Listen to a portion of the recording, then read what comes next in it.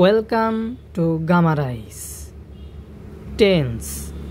আজকে আমি টেন্স বা কাল নিয়ে আলোচনা করব। টেন্স বা কাল তিন প্রকার।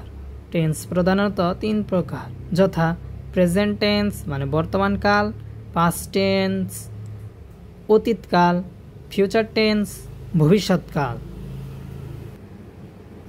প্রেজেন্ট টেন্স বা বর্তমান কালকে চার ভাগে ভাগ করা হয়েছে, যথা present indefinite tense, present continuous tense, present perfect tense, present perfect continuous tense.